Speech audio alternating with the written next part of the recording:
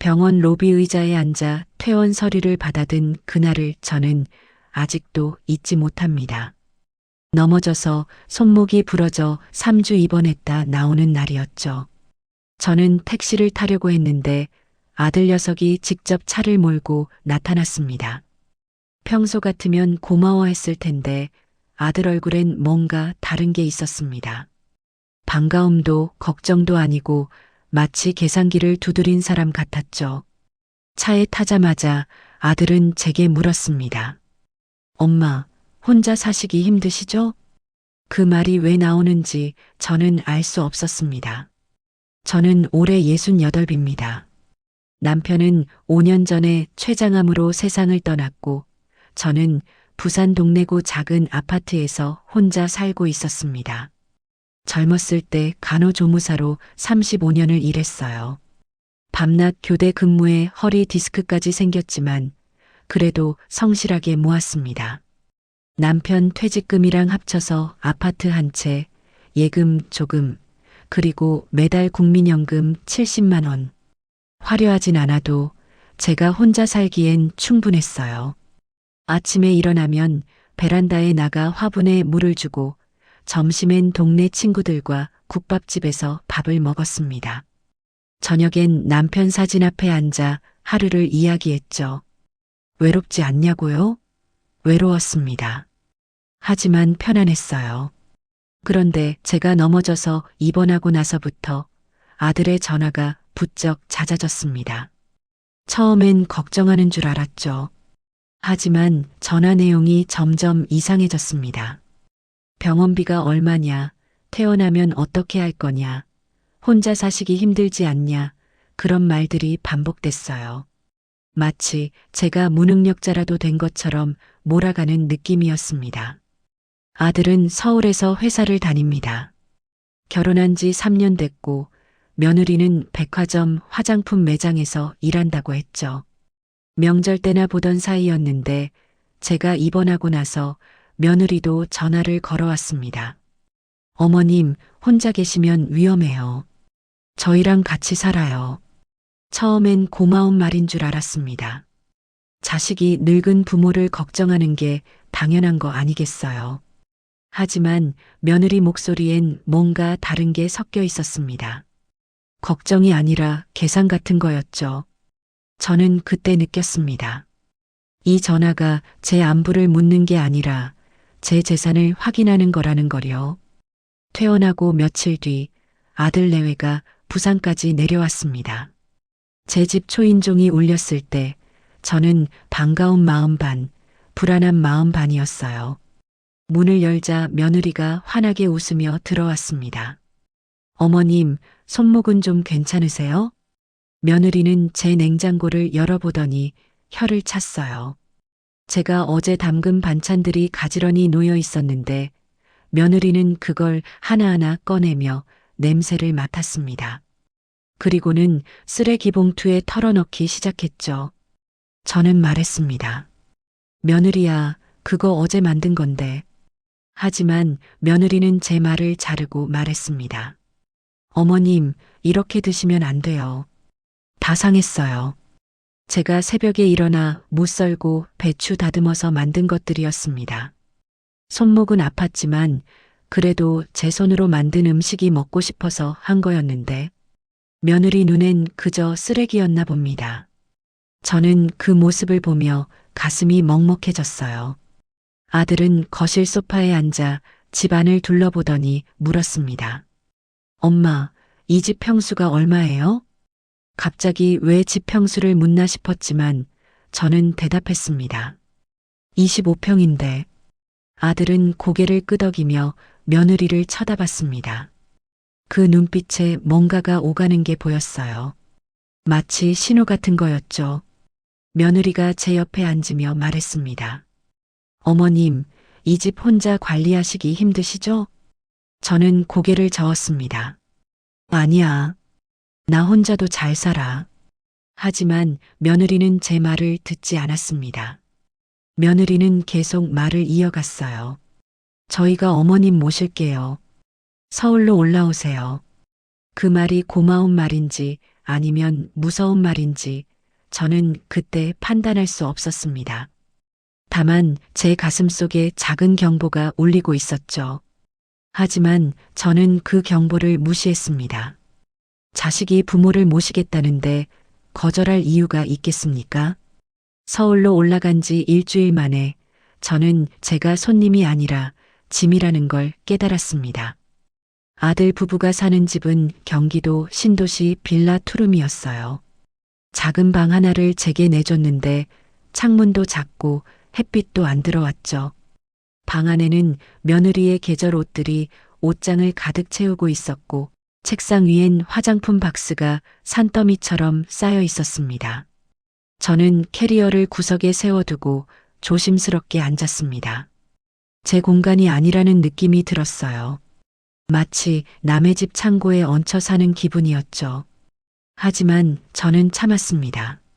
자식 집인데 뭐가 불편하냐고 스스로를 다독였어요. 첫날 저녁 식탁에 앉았을 때 제 앞에 놓인 반찬은 세 가지였습니다. 김치, 계란말이, 멸치볶음. 다 편의점 도시락에서 나올 법한 반찬들이었어요. 며느리는 웃으며 말했습니다. 어머님은 소식하시니까 이 정도면 되시죠? 저는 말했습니다. 아니나 많이 먹는데. 하지만 며느리는 제 말을 끊었습니다. 나이 드시면 소화도 안 되잖아요. 적게 드셔야 건강에 좋아요. 아들은 고개를 숙이고 밥만 퍼먹었습니다. 저는 그날 밤 배가 고파서 잠을 설쳤어요. 부산에선 냉장고에 반찬이 가득 차 있었는데 여기선 제가 배고픈지 아닌지도 물어보지 않았습니다. 며칠 지나자 규칙이 생기기 시작했습니다. 며느리가 출근하기 전에 저한테 일일이 지시했어요. 아침 6시 반에 일어나서 설거지, 낮엔 집 청소, 저녁엔 빨래.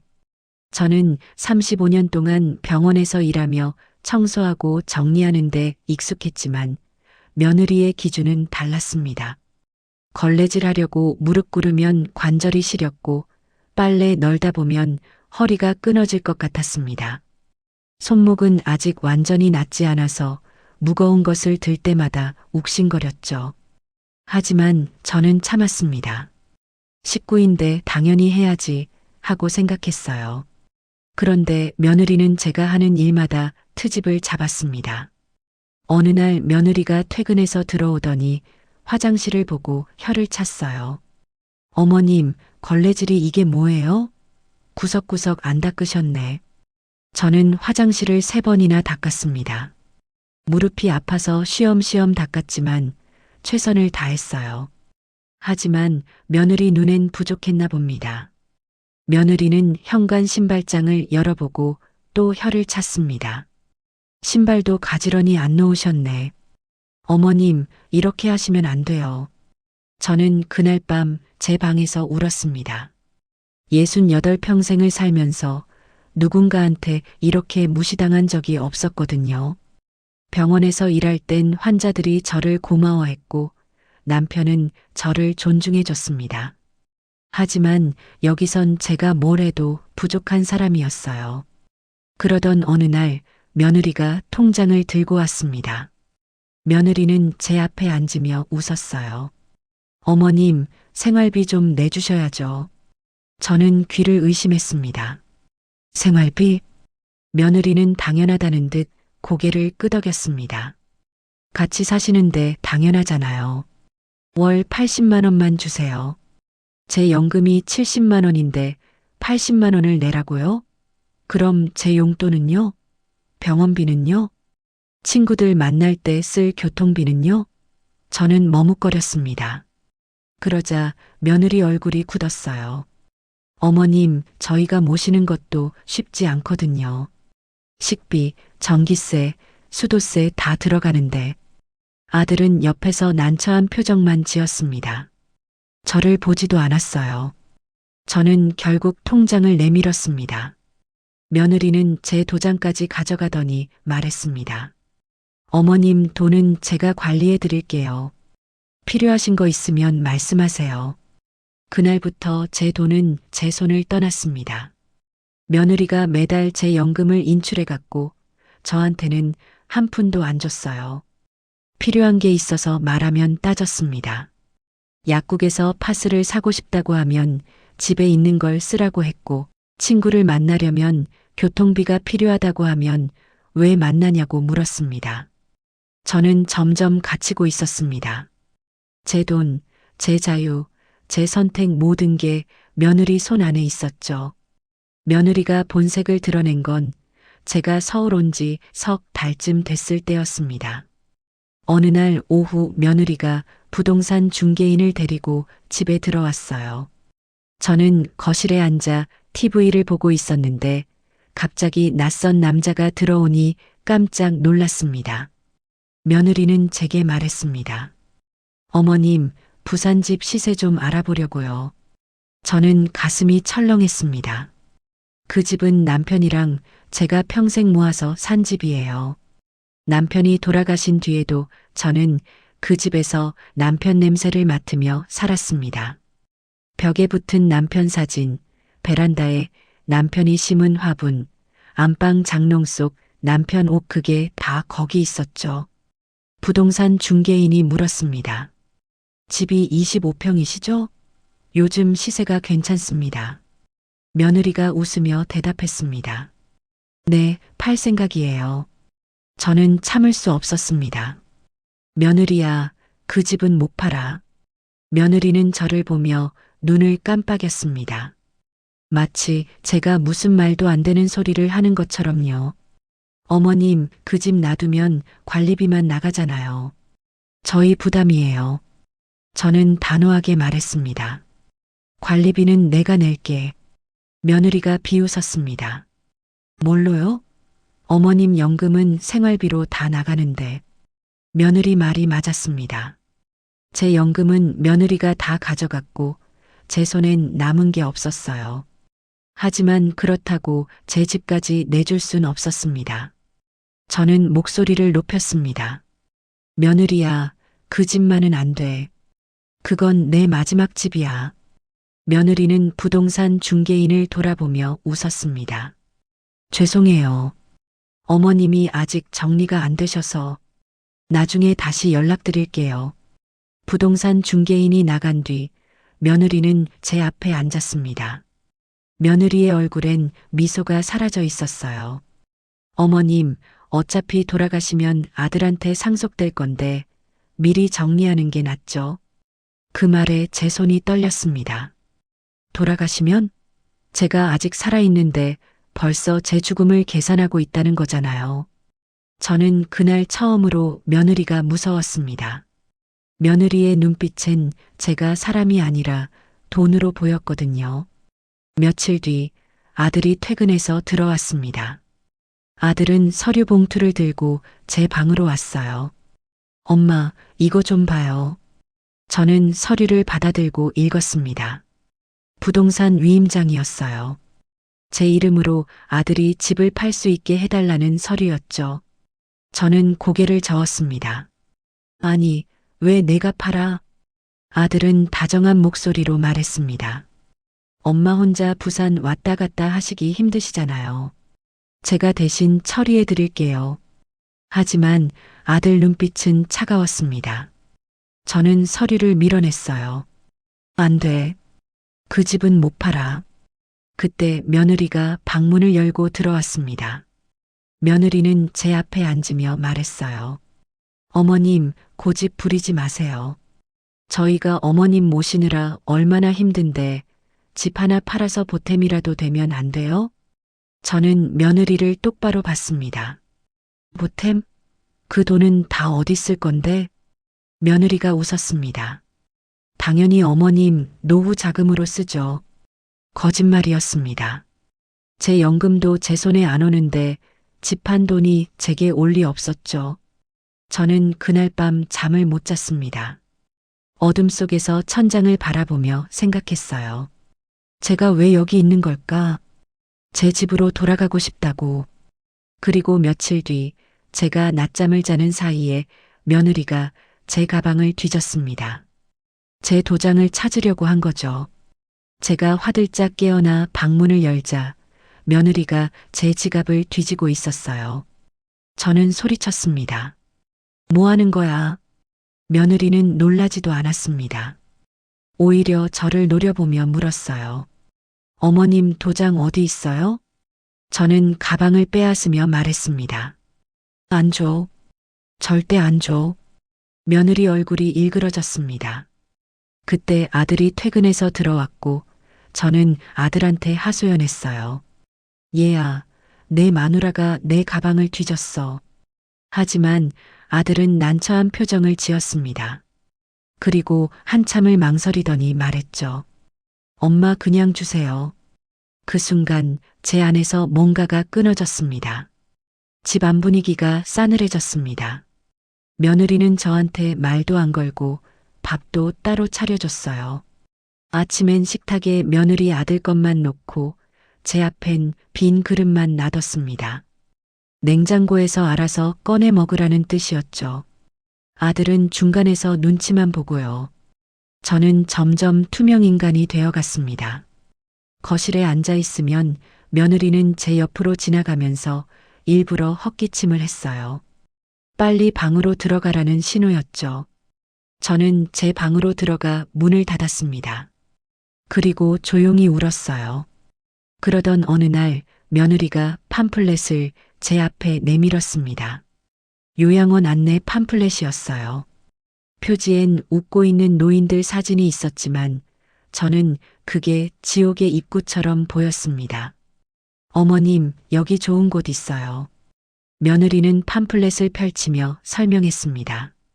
시설이 좋고 간호사도 있고 어르신들끼리 어울릴 수 있다고요. 저는 팜플렛을 밀어냈습니다. 난 안 가. 며느리는 한숨을 쉬었습니다. 어머님, 고집 부리지 마세요. 여기서 저희랑 계시는 것도 불편하시잖아요. 저는 말했습니다. 불편한 건 너희가 불편하게 만들어서 그래. 며느리 얼굴이 굳었습니다. 며느리는 팜플렛을 식탁에 탁 놓으며 말했어요. 어머님, 저희도 한계가 있어요. 맞벌이 하면서 어머님까지 모시기 힘들어요. 저는 며느리에게 말했습니다. 그럼 나 부산집 가서 살게. 혼자 살 수 있어. 며느리가 소리쳤습니다. 안 돼요. 며느리는 제 말을 막았습니다. 그리고 말끝을 흐렸어요. 저는 알았습니다. 며느리 머릿속에선 이미 제 집이 돈으로 바뀌어 있었다는 거요. 며칠 뒤 며느리는 아예 요양원 상담 예약까지 잡았습니다. 며느리는 제게 같이 가보자고 했지만 저는 거절했어요. 그러자 며느리는 눈물까지 흘렸습니다. 저도 사람이에요. 제 인생도 있어요. 며느리는 울면서 제게 따졌습니다. 자기가 얼마나 힘든지, 얼마나 희생하는지. 하지만 저는 알았습니다. 며느리가 힘든 건 저를 모셔서가 아니라 제 재산을 빼앗지 못해서라는 거요. 그날 밤 저는 몰래 휴대폰을 꺼내 부산 친구한테 전화를 걸었습니다. 순자, 60년 지기 친구였죠.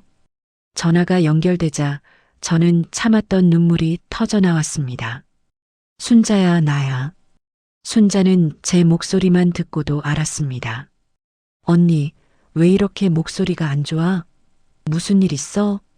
저는 한참을 울다가 겨우 말했습니다. 나 도와줘. 여기서 못 살겠어. 순자는 다음 날 바로 서울로 올라왔습니다. 순자가 집 앞에 도착하자 며느리 얼굴이 굳었어요. 순자는 저를 보더니 놀라며 말했습니다. 언니, 얼굴이 왜 이렇게 됐어?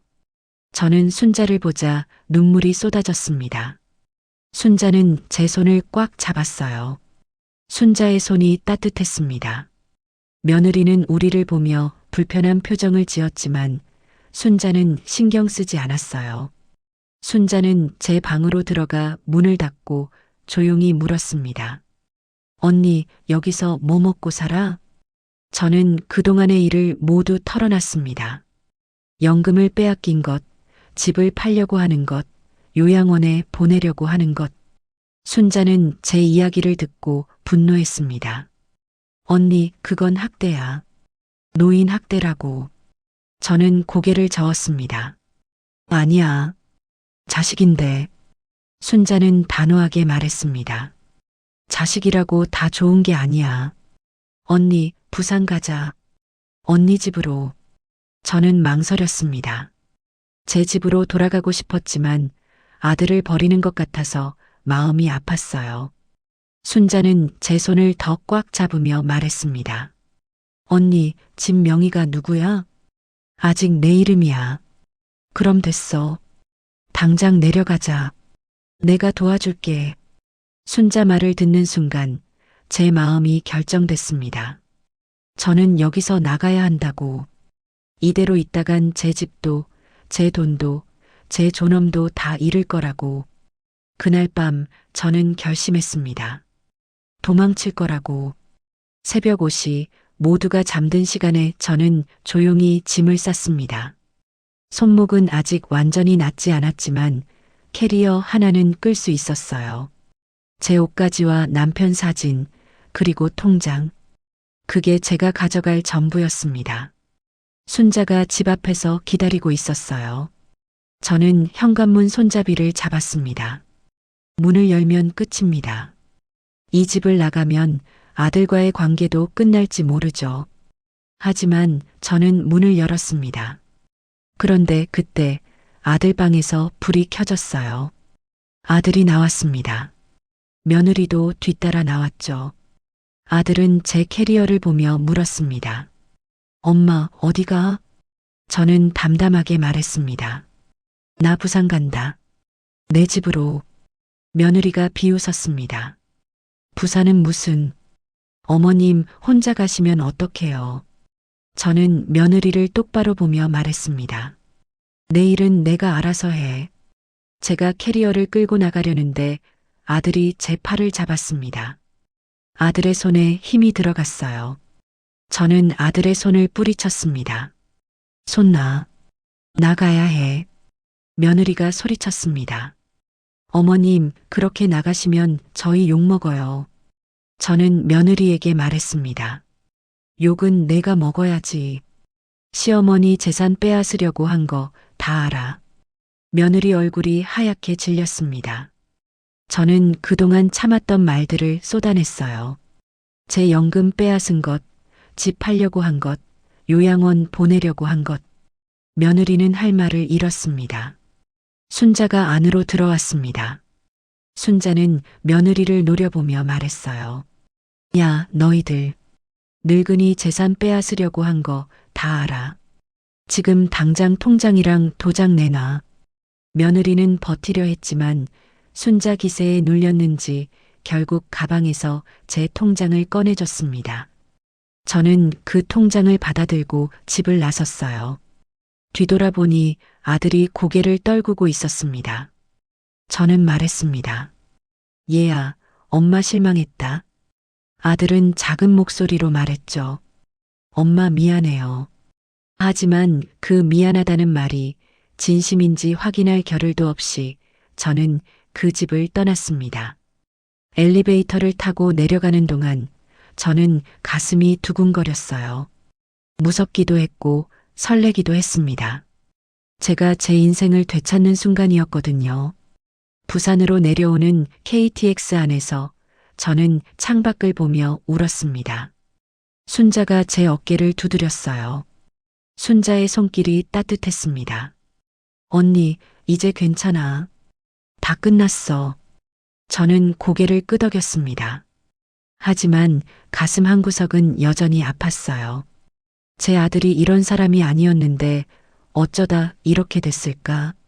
며느리 때문일까? 아니면 원래 그랬던 걸 제가 몰랐던 걸까? 부산역에 도착하자 제 집 열쇠가 손에 잡혔습니다. 5개월 만에 돌아온 제 집. 택시를 타고 집 앞에 도착했을 때 저는 현관문 앞에서 한참을 서 있었어요. 문을 열고 들어가는 게 두려웠습니다.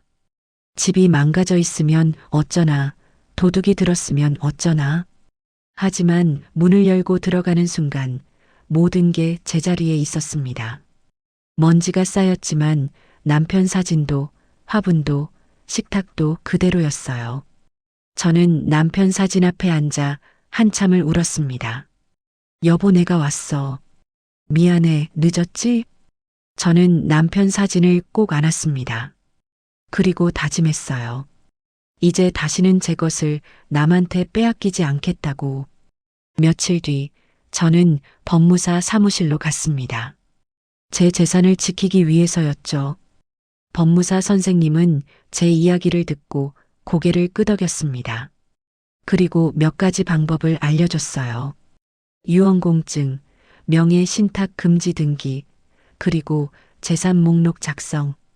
저는 그날 모든 절차를 밟았습니다. 선생님, 제 아들도 못 팔게 할 수 있어요? 법무사 선생님은 고개를 끄덕였습니다. 네, 명예 신탁 금지 등기를 하시면 소유자의 동의 없이는 거래가 불가능합니다. 저는 안도했습니다. 이제 아들이 제 집을 몰래 팔 수 없다는 걸 알았거든요. 법무사 사무실을 나오는 길에 저는 가슴이 후련했습니다.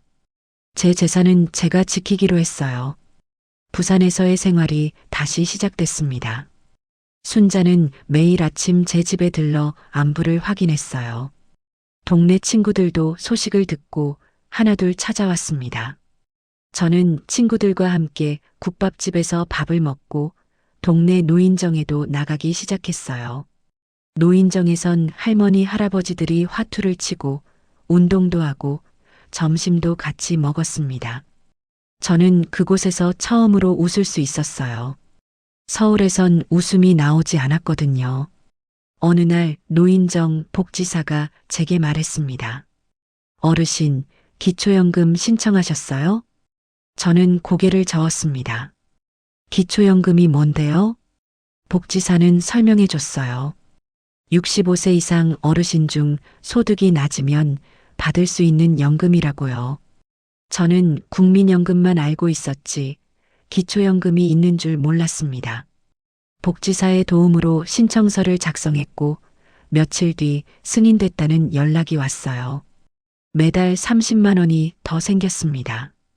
국민연금 70만 원에 기초연금 30만 원, 합치면 100만 원. 혼자 살기엔 충분했어요. 저는 제 통장을 보며 웃음이 나왔습니다. 서울에선 제 돈을 한 푼도 못 썼는데 이제는 제가 관리하고 제가 쓸 수 있었죠. 병원에도 다시 다니기 시작했습니다. 손목 재활 치료를 받으면서 물리치료사 선생님과 이야기를 나눴어요. 선생님은 제 얼굴을 보며 말했습니다. 어르신, 요즘 표정이 많이 밝아지셨네요. 저는 웃으며 대답했습니다. 그래요? 제 인생을 되찾았거든요. 그러던 어느 날 아들한테서 전화가 왔습니다. 저는 휴대폰을 보고 망설였어요. 받아야 할까 말아야 할까? 하지만 결국 받았습니다. 아들 목소리가 들렸어요. 엄마, 나야. 저는 대답했습니다. 응, 뭐야? 아들은 한참을 말이 없었습니다. 그리고 조심스럽게 물었어요. 엄마, 집 좀 다시 생각해봐요. 저는 한숨을 쉬었습니다. 또 그 얘기야? 아들은 말했습니다. 우리 대출이 좀 있어서. 저는 단호하게 말했습니다. 너희 대출을 왜 내 집으로 갚아? 아들이 말했습니다. 엄마도 가족이잖아요. 저는 전화를 끊었습니다. 가족이라는 말이 이제는 무섭게 들렸어요. 가족이라는 이름으로 얼마나 많은 걸 빼앗으려 했는지 저는 알았거든요. 며칠 뒤 아들 내외가 부산까지 내려왔습니다. 초인종이 울렸을 때 저는 문을 열까 말까 망설였어요. 하지만 결국 열었습니다. 아들 얼굴이 많이 초췌해 있었습니다. 아들과 며느리가 현관에 서 있었습니다. 아들은 제 눈을 마주치지 못하고 고개를 숙였어요. 며느리도 예전처럼 당당하지 않았죠. 저는 두 사람을 거실로 들였습니다. 하지만 차는 내주지 않았어요. 며느리가 먼저 입을 열었습니다. 며느리는 고개를 숙이며 말했어요. 어머님, 죄송해요. 저는 팔짱을 끼고 며느리를 봤습니다. 뭐가 미안해? 며느리는 목소리가 떨렸습니다. 제가 욕심이 과했어요. 어머님한테 너무 심했어요. 며느리의 눈에 눈물이 고였습니다. 진심인지 연기인지 알 수 없었지만 저는 일단 들어보기로 했어요. 며느리는 계속 말했습니다. 우리 대출이 많아서 급했어요. 아들이 거들었습니다.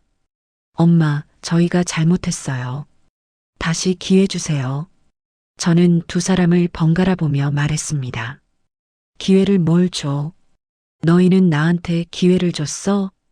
아들은 고개를 더 숙였습니다. 저는 단호하게 말했어요.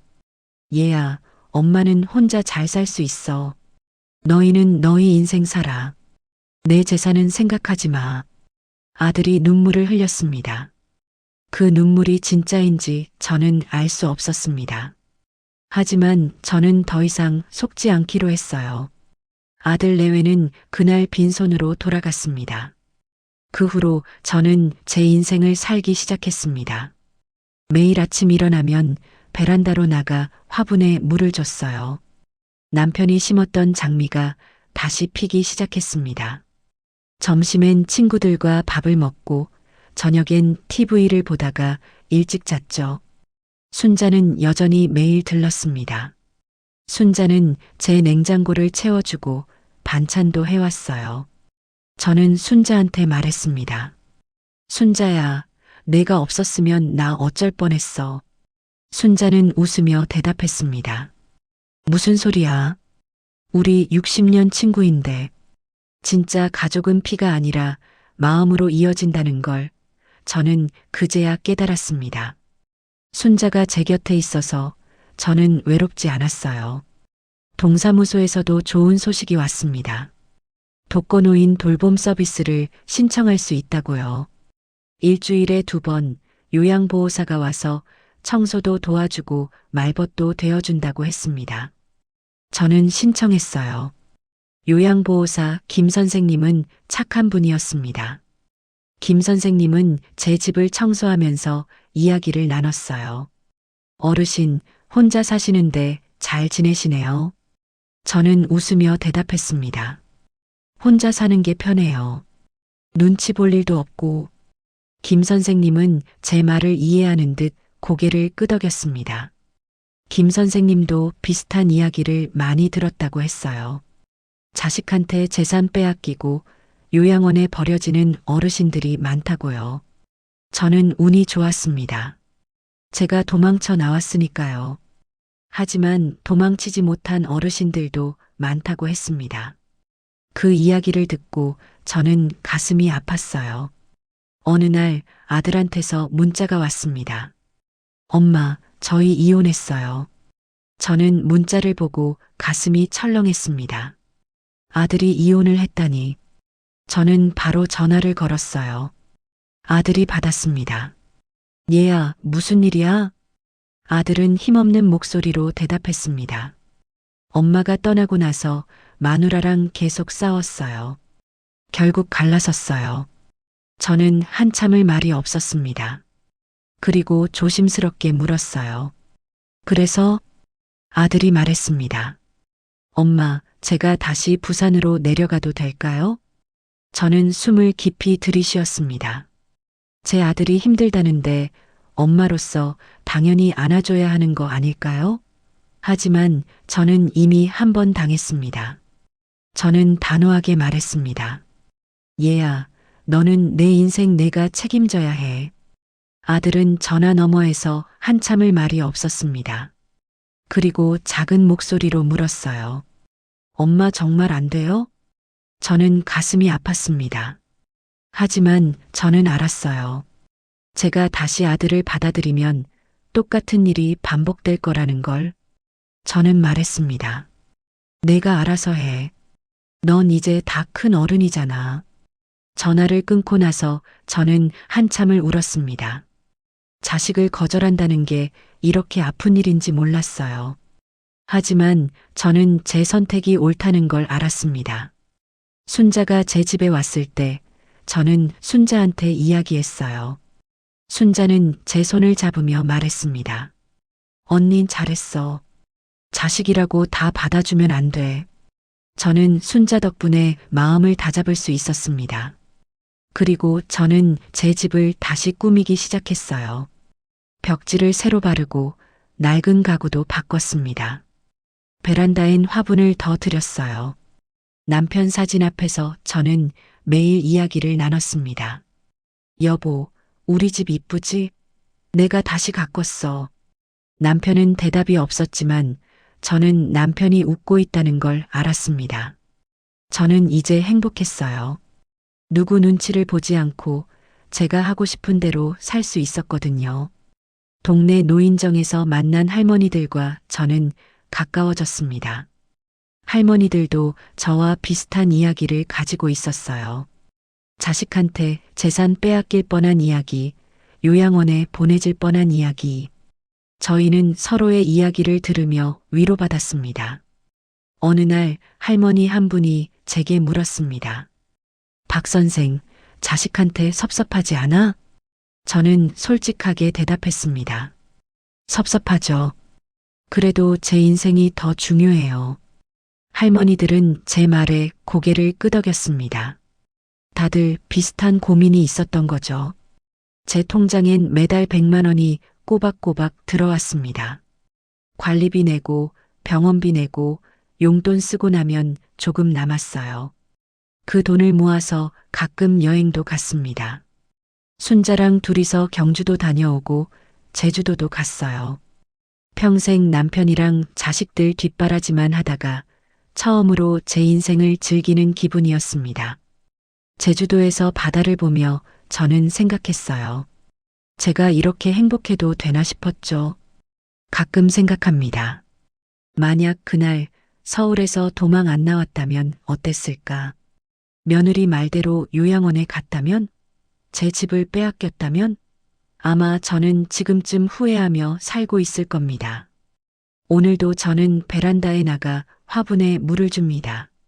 남편이 심었던 장미가 활짝 폈어요. 장미 향기가 집 안가득 퍼졌습니다. 저는 남편 사진을 보며 말했습니다. 여보, 우리 장미 예쁘지?